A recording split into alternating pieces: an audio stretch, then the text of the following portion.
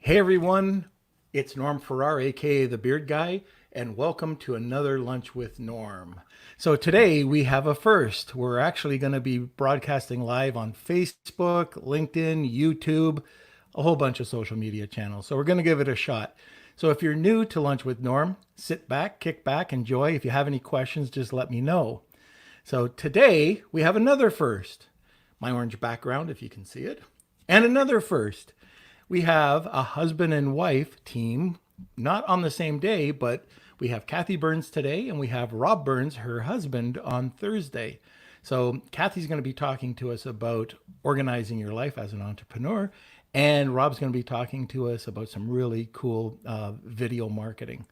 So anyways, without further ado, let me introduce my friend, Kathi Burns. Hi, Kathi, how are you? I am doing fantastic. Thanks so much for having me on, Norm. This is going to be a fun lunch. It is. You have your lunch, by the way. I have my breakfast. Okay, I have my coffee.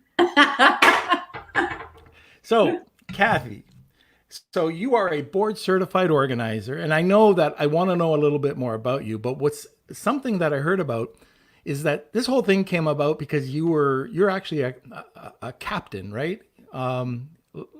You're a what am I trying to say? Here we go again. You know what? I said this last week. As soon as you go live, it's like I can't talk. But you're a boat captain with a B. That's Yes. correct, right? And you this all came Ocean about because of operator, that. licensed captain. Oh, ocean operator license captain. See, I can't even operate a canoe. I can't even get a license for a canoe. They don't let me on the water. But but this started because you were always in these, small rooms and you had a duffel bag and you couldn't get organized. And so you decided that you had to get organized or you'd go mad. Is that correct? Well, exactly. Like when you set off to sea and you have a duffel bag, you better have everything in it that you need because there's no turning back. You can't just hit shore and get, or Amazon anything you want, when you're out to sea. So it came about that I would have to be super organized when I packed. And then most importantly, when I unpacked a board, I had to know where everything was because when a squall hits or when something happens, you need to grab your foul weather gear. You need to know exactly where everything is. So I got used to living very small and very organized. And, I've transferred that over into organizing within homes or offices because it's really the same concept, just on a much grander scale with a home with 300,000 possessions. Right. So you just took that idea and came up, how to work with families as well as businesses. Absolutely. What I realized, the big aha moment, I remember exactly where I was. I was in the Gulf Stream. It was night. I was thinking about everything that I had left behind on shore and realizing that none of that stuff even had any significance to me. So when I would come back to shore and I would come back to my little apartment, I would start purging immediately because I would realize that none of it was even significant. So when it was good, I'd purge. And then what that happened is it made it much easier to pack to get ready to go again. Because I would go, 1, 2 months at a time out to sea. So, downsizing and simplifying is a magical thing. And when you're removed from your stuff, it's much easier to understand that it's not important. Really. So really, it's just taking that skill set to the entrepreneurs and to the homeowners, doing the same exact thing, helping them have clarity on what's important and what's not in their life. And, the average home has 300,000 possessions, which I said a little bit earlier. That's crazy. So is it stuff that we need, use, or love? I don't know. That's the discussion.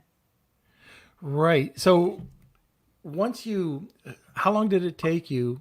Well, first of all, you were doing this, you said, for a couple of years when you were on the ocean. When did you start the business? I started the business in 2003.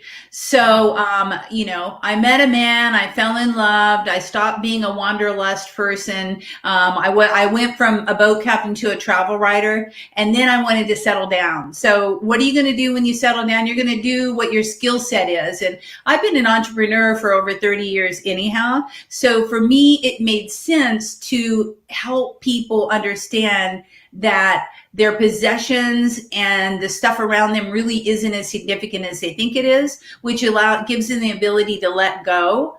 And when they let go of all the fluff in their life, so to speak, then they have more freedom and they're able to live their purpose. And that's the whole sneaky thing about organizers. It's not about the stuff. It's about the freedom that we can give people to do what they really want to do. And with entrepreneurs, it's so very important that they don't have the distractions laying around so that they can really focus on doing what they want to do, which is why they started their business. And that's why I brought you on because, we talk about different types of apps that we can use to, pause our inbox or turn off Skype. But, there's so many other things that we can do. I just want to step back a bit and just let people know that you're not just somebody that organizes a couple of things here and there. I mean, you're very well known. You are what we call in Amazon, the gurus, right? But you are a guru when it comes to organizing, and you've been all over the place. You've had your books on Oprah. You've had them. Can you tell us a little bit about that? Well, basically, I've been a good alliance for a lot of magazines. Real Simple, Entrepreneur, Martha Stewart, Better Homes and Gardens loves me, Reader's Digest, because I can give them sound bites and I can give them information. When freelance writers contact me, it's very easy for me to give them a whole bunch of information that they can then translate into an article. Also, news segments are really fun for me because I've been blessed to be featured on Good Morning America really early on in my career as a successful woman-owned business. That was huge. And that just opened the floodgates for, all the local TV stations and other news segments, because I can walk in and give them their bullet points in their 5-minute segment, their lower thirds, and they're done. And again, everybody, no matter who they are, needs systems so that they can live their life better. Without systems, it's really hard. You're just caught up in the muck of your stuff, basically. So that's how that went. I've just been blessed to be part of media and to help freelance writers write their articles for these magazines. It's fun. Okay. I bet. And the other thing too, and we were talking about this the other day when we hopped on a call. And I really wasn't expecting to be talking about this today. And it hit me how important it is to get organized.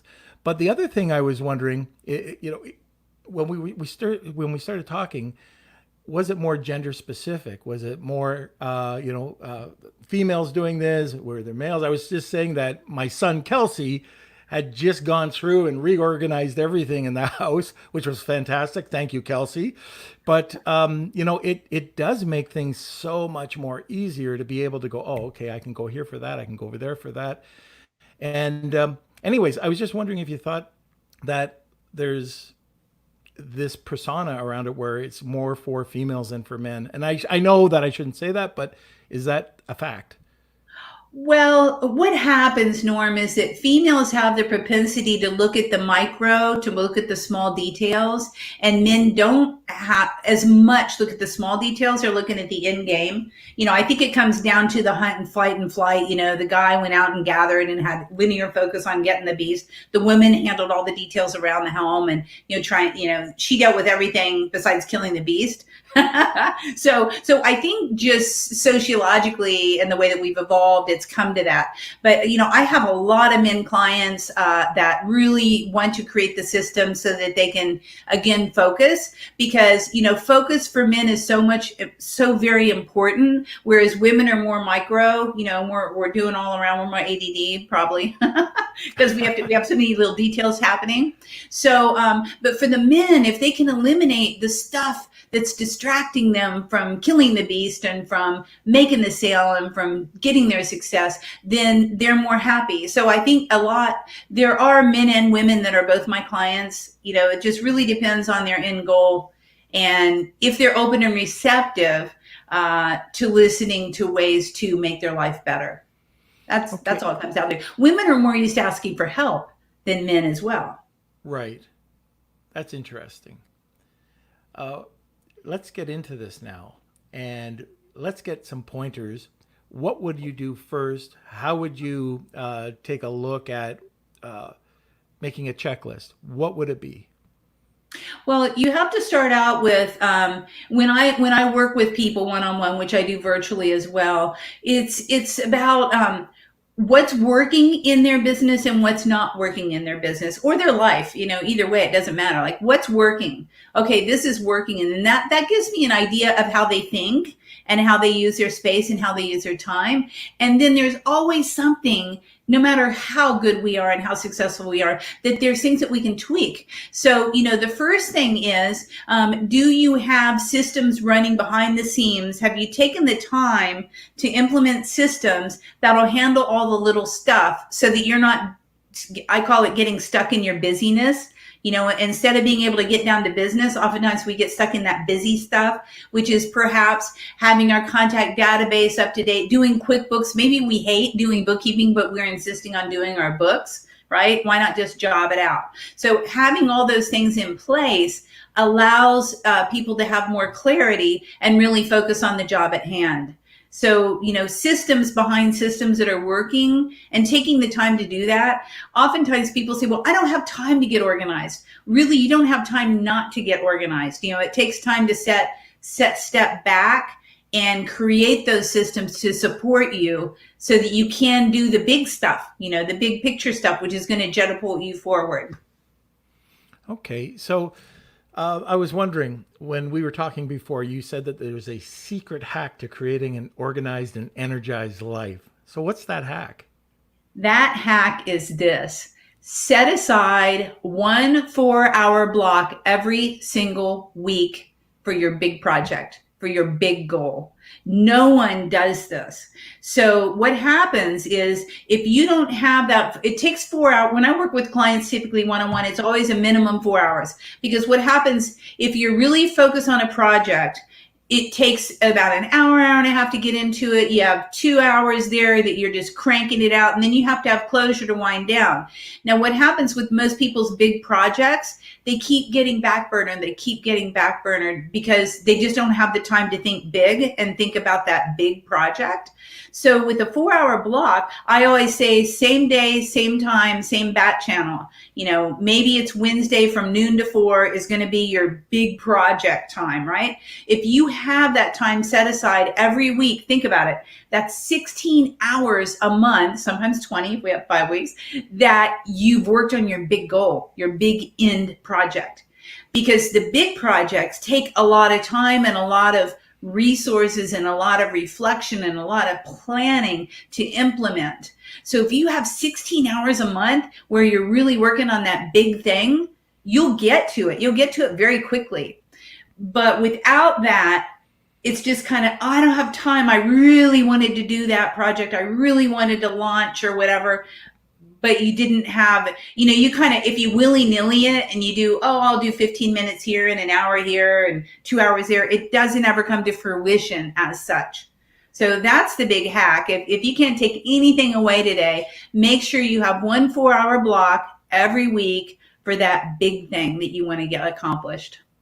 Just before this call, I was talking to somebody, and we had a Zoom call, and I kept hearing ding, ding.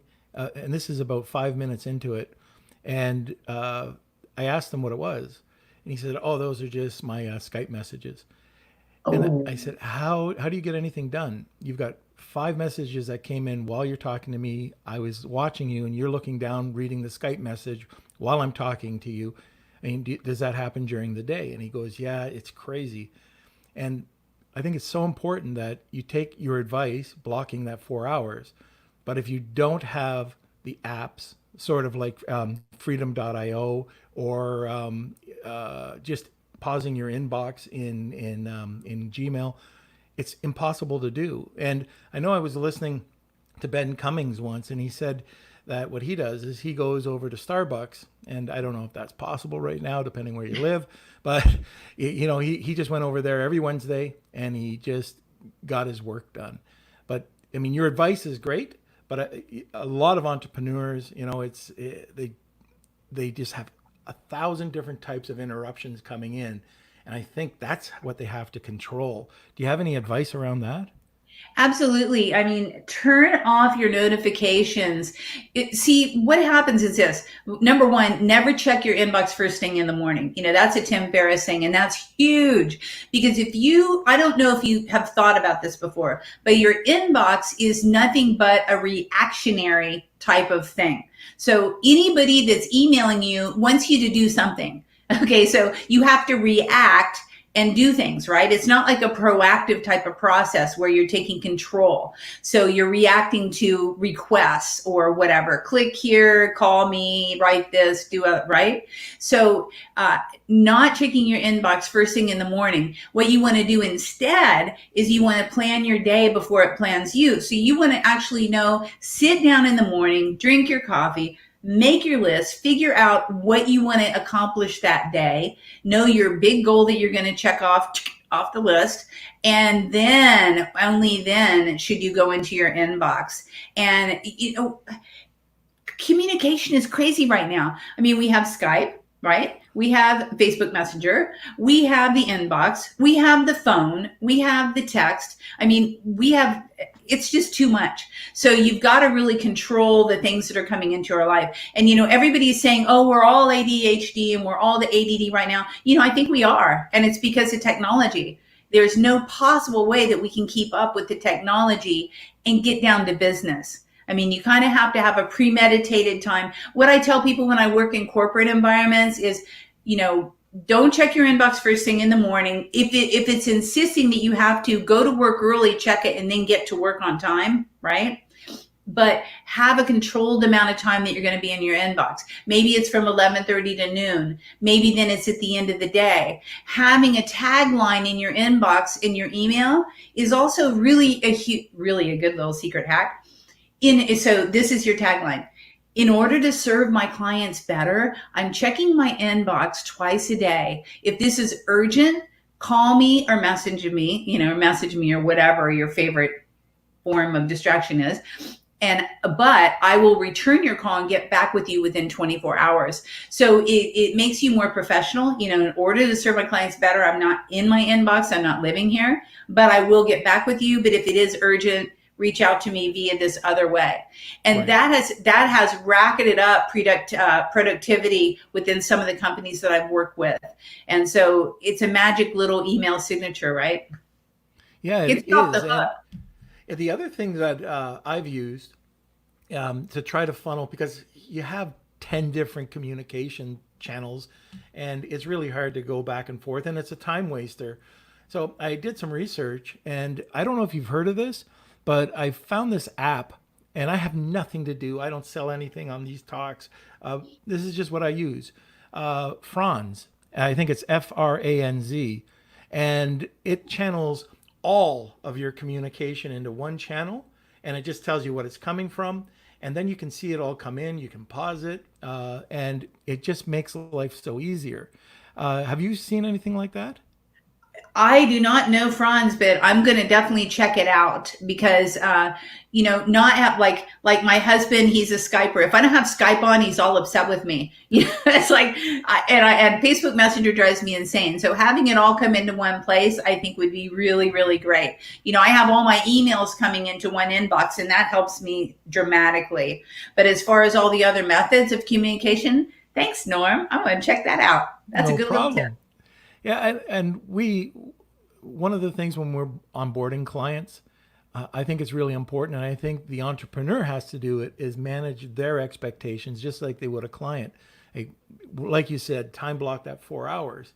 One of the hardest things I think I found a lot of entrepreneurs having problems to do is taking care of their B and C tasks. And one of the things I do, I try to take a block of time.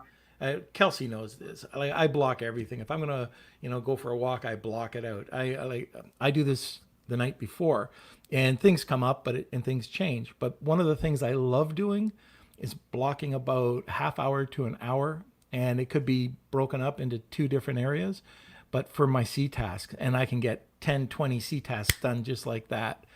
And it clears the list. And that's a huge problem for entrepreneurs is that list keeps getting bigger and if you're even, I know people that just, don't even have a list. They go from their head, which I don't know how they do it, but I work Yeah. from a list. It just feels so good to get those 10 things or 20 things off in a half hour or maybe even less. Absolutely. And, when I do time management with clients, I talk about this concept of umbrella in each day. So when I go through a time management process, it's like, okay, Monday's going to be possibly your planning day. Let's take Tuesday as an appointment day or a call day. And by the way, well, it used to be when we were out. By the way, when you're out, that's also when you can drop by and do networking and sell networking events and that thing. Maybe Wednesday is the big project day. That's the day where you're really going to tackle things. So having an overarching idea of each day and what type of day it is helps people a lot keep to the routines. Your idea of blocking everything is exactly that. And I take it a bit further and say, okay, this is going to be the networking day. This is going to be the productivity day. This is going to be the project day. This is going to be maybe the admin day. And having it that way, again, everybody thinks differently. So for some people, that works really well because they know, okay, Wednesday is the day that I'm going to really tackle the big stuff. I'm going to have the wrap day on Friday and make sure everything's planned for the next week. So having those blocks of intentions is awesome. And what happens is as you said, it's never perfect. But if you know what you didn't do, you know what you need to do. So if you don't have a list of everything that you want to do, you don't even know what you didn't do. So you can't do it. It's just like the people who don't have the list or don't know what they're going to accomplish. They don't know whether they accomplished anything or not because they didn't have anything to cross off, basically. Yeah, and if you once, excuse me, that was off guard. Bless you. Yeah, thank you. I'll cough too. So there we go, and bless you. What was I going to say? Oh gosh, I just lost for words from that cough. Oh, we'll come back to it. How's that? It's blocking the time and then not really, if you don't know what you should be doing, you don't know what you didn't do. I know yes. And by building the list, what you can also see is what you're doing on a repetitive basis. And these are the types of things that you can outsource. And one of the early on things that I noticed with tasks are there were so many repetitive things that were blocking me from getting my priorities done.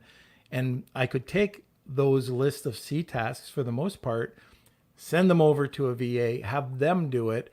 And even one of the things that I don't know about you, Kathi, but one of the things that I've done over the last year, maybe two, is I have a VA check my inbox.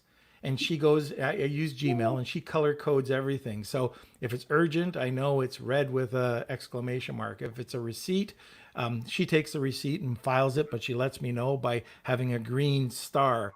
And we color code everything so I can take a look at my inbox and know she clears out anything I don't need to know about.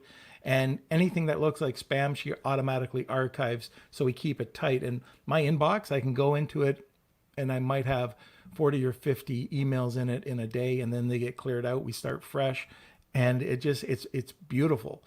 So there's all sorts of little things by just creating that little list that you can just give to somebody. It costs very little and just get so much extra time.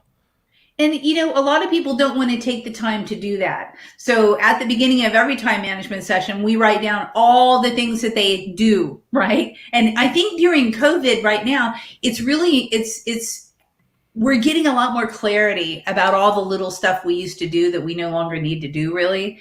And we see things are falling off of our schedules, which is great. But having the clarity of knowing every single thing that you do, then, like you say, you can go and job it out. And, people don't want to take the time to train people. But again, it pays to get organized. It pays to create those SOPs and those systems so that you can job it out, and then it's off your back. And then you can actually do what you want to do, which is not get stuck in the busyness of your business. You don't want to be checking boxes and, checking emails and trying to weed things out. You just don't want to do it. You want to really move forward and do your dream, which is why we're all entrepreneurs. We all have that big dream. and it's not the busy stuff and we all get saturated by the busy stuff if you don't make the list, like you say, and figure out how to delegate the little bitsy stuff. I mean, I Right. have so many entrepreneurs who are still doing QuickBooks and they absolutely hate it. It's like, why is that not jobbed out?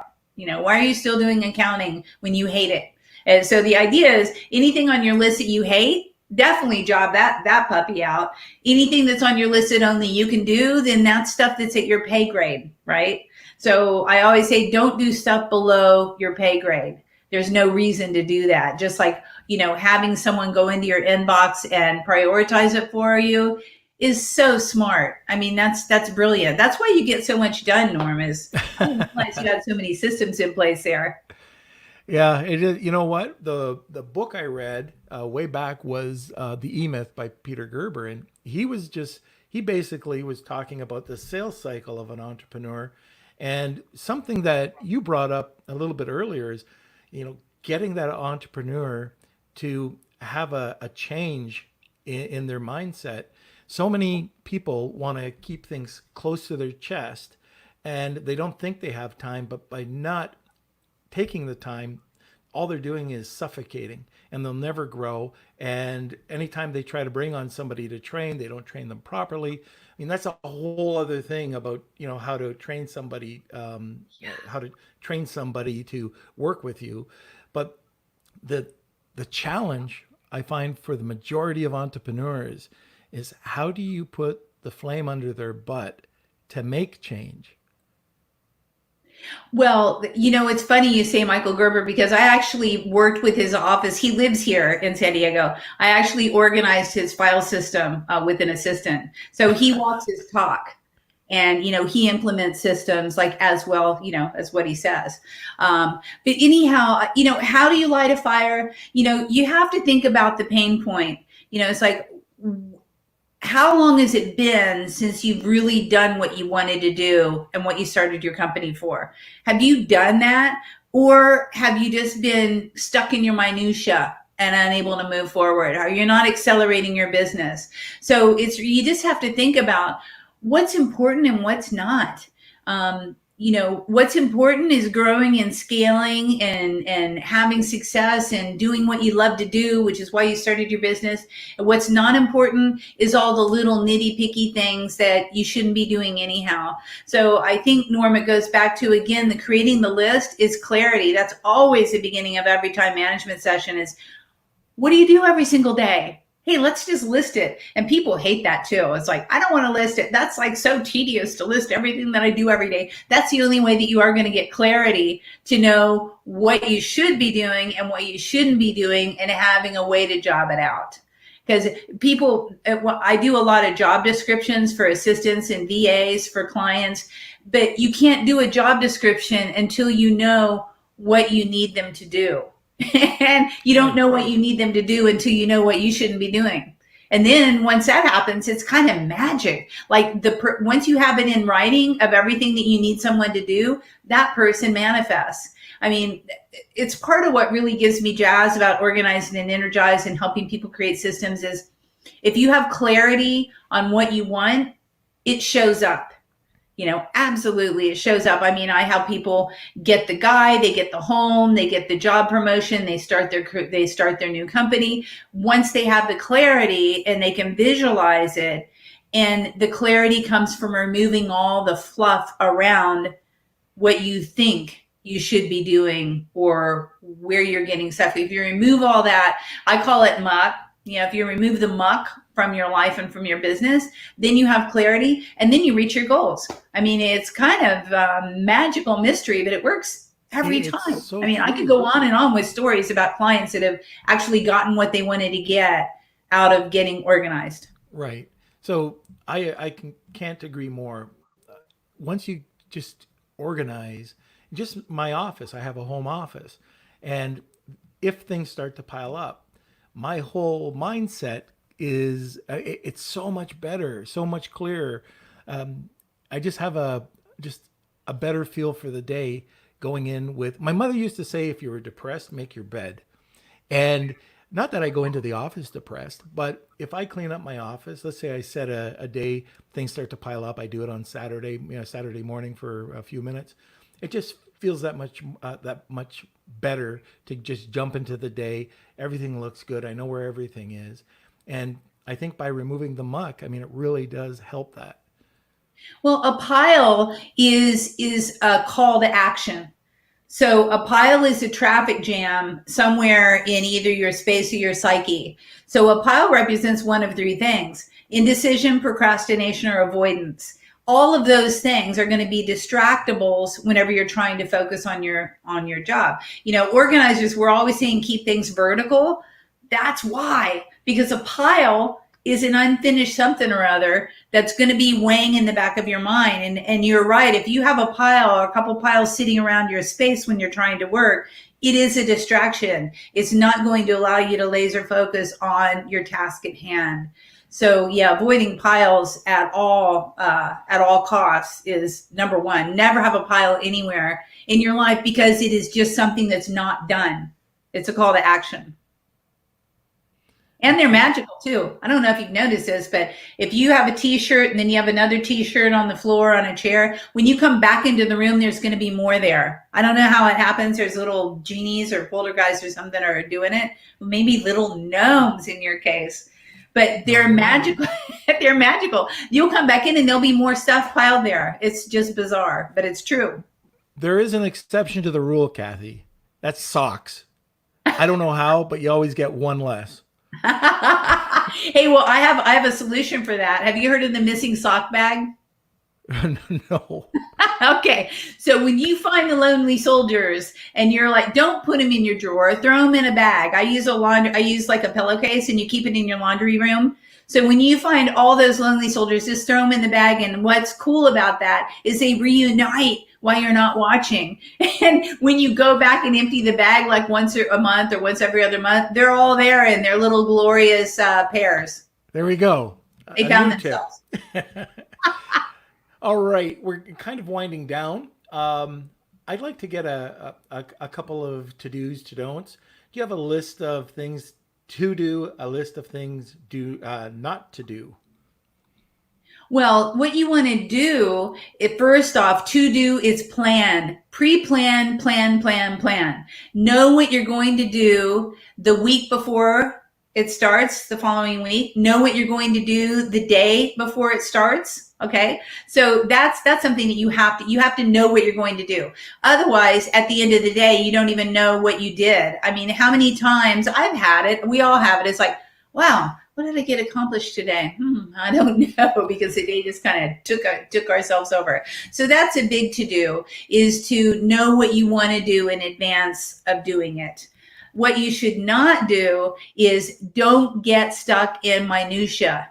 You should always avoid repetitive tasks, as you said. Job them out. Don't get stuck in the busyness of your business. If there's stuff, you want to really focus on what you need to get done, not all the small stuff, the distractions. What you should do is absolutely have that 4-hour block of time every week to get things accomplished that you want to get done. The big thing, right? That's going to catapult you forward for success. You want to have that 4-hour block. What you don't want to do is you don't want to spend all day trying to catch up. You don't want to also check your emails first thing in the morning, or don't have your inbox turned on all day. I mean, I have clients that say, I have to keep my inbox on because, someone might want something. It's like, yeah, so no, don't do that. Go into your inbox in premeditated blocks of time. It's like Skype. What is it called? Skype your inbox, whatever that tactical thing is for fighting, be strategic about your inbox, basically. Is it Skype? Is that what it is? For your inbox? Yeah, we're not Skype. I think, Skype, because now it's another thing, but, basically strategically go into your inbox. Don't just keep it on all day long, and don't keep, other notifications and bells and whistles ringing. Turn off. My phone is silenced. My messengers is silenced when I'm actually doing tasks. I have one of my CEOs, when we work from home, this is the thing too, is avoid distractions. So one of my clients, he has different hats that he wears. You would love this. He has different hats that he wears based on what type of job he's doing for his. So he has like a fire hat where he's putting out some other people's fire. He has a big project construction hat whenever he's in deep thought and construction. And this allows his family to know what he's doing and whether he can be disturbed at the time. If you have people walking by your desk, turn your desk away or shut the door. Raise a flag. You can have a little flag. You just have fun with it, but show your family somehow that you're not to be disturbed. And it takes 4 to 6 weeks to change a habit. So it's going to take 4 to 6 weeks if you keep telling them over and over, do not disturb me during when the flag's raised or when the hat's on or whatever, because I'm in deep thought. So, eliminate the distractions around your workspace and set up your workspace for success. You want to have all your tools within arm's reach. It's that $1 million real estate idea, right? So the average U.S. person, the executive that gets up in a corporate environment to try to get a ream of paper, whatever, they're gone 8 minutes. How long do you think entrepreneur is gone? Yeah. 18 minutes. 18? They're gone 18 minutes because they have Fido out there. They have the fridge. They have possibly the wife or the kid that's just before they can come back to their desk and get back to work. Wow. So keep everything within arm's reach in your work environment and make sure that your work environment is safe from distractions. So I think that's number one for remote workers. And, I talk about this in the free gift that we're going to give out, the 6 steps to organize your amazing home office. Is like eliminate the distractions and take control of your environment. It's a very important thing for people working from home, remote working. Well, you just gave me an idea about the client that you have with the hats. I'm going to put a ribbon in my beard. There we go. If the kids look at me or if my wife looks at me, if I have a red ribbon, a yellow ribbon, they'll know. They know not to come in and talk to you. There. You've got it. Everybody has their own thing, but you definitely need one because otherwise, and hey, let's not base on the families, but they don't really know. They think you're just working and they think it's not a big deal and they don't know your brain's 50 light years away. So yeah, I think I love that. Oh, I got to see a picture of that. All right. I'll send you a picture. Yay. I think we're not to disturb you. Yes, exactly. So I think we're coming to the end, unless you have anything else you'd like to add. And I know we'll talk about the giveaway in a second. Not really. It's just like full speed ahead with thought. You can really accelerate your business if you stop and pause and see what you shouldn't be doing and figure out a way to job it out effectively. That's really the kicker right there. Job out the small stuff and make sure to give yourself room to breathe to create the new stuff, which is that 4-hour block every week. That's huge. You'll be amazed. And I want to hear back from someone who really did that big thing that they've been trying to do for 2 years. You'll knock it off probably in a month, 16 hours of time. It'll be done. Well, I will let you know if I hear back from anybody. So I think that comes to the end of the show. I really want to, or the call, I really want to appreciate, like we just talked about this the other day and I said, this is perfect. Can you come on? And you jumped on right away. Kathi, I know that you have something special for anybody that's listening. It's a free giveaway. Why don't you tell everybody a little bit about that? So it's 6 steps to organize your amazing home office. Everyone can use a little bit of tweak to make your home office more effective and more efficient. So if you go to kathyburns.com, that's Kathi Burns.com, you could download your free gift right there and it'll give you 6 steps to really get clarity on what you can do to move your business forward and to create more success in your life. So it's a freebie. It's a little report. Have at it. I'd love for you all to have it. Again, it's kathyburns.com, KathiBurns.com. Just go there and you can download it right away. And tell us a little bit about your new book. So I have How to Master Your Muck. and it's being revised with a new edition specifically for entrepreneur work at home remote workers. This edition covered everything that you need to know to organize a business, be it corporate or whatever. The new one's going to be much more about remote workers, setting up your space for success. So it'll be Master Your Muck 2.0. Perfect. So if anybody's trying to reach you, trying to get organized, where can they contact you? They can contact me at Kathi, again, Kathi, at organizedandenergize.com. So organizedandenergize.com is the website. You can find a whole bunch of stuff and a bunch of articles and blogs and help tips and products. I have a home office organizing course. I also have home organizing made simple course. So where you can organize your home from the front door to the back door. There's all sorts of resources there for you. And again, just grab your free report though to start out with. And then you can check me out. You'll get links to check out the brand new website, which is Organized and Energized. Fantastic. So thank you for coming on. And I can't wait to download my copy. And also, I guess next Thursday or this Thursday coming up, your hubby. So Rob Burns will be coming on talking about video marketing. But thank you, Kathi, for coming on short notice. I really appreciate it. And Kelsey, we're just closing out here. So tell everybody what they need to do. You can follow us on social media. We have Instagram, Facebook, YouTube, Pinterest, TikTok. We have everything. So just search Norman Farrar, and you should be able to find us there. Yeah, that's about it. Okay, everybody. Well, thanks for tuning in. Lunch with Norm, this Tuesday edition. And check us out next Thursday at noon, Eastern Standard Time. See you later. Thanks, Norm.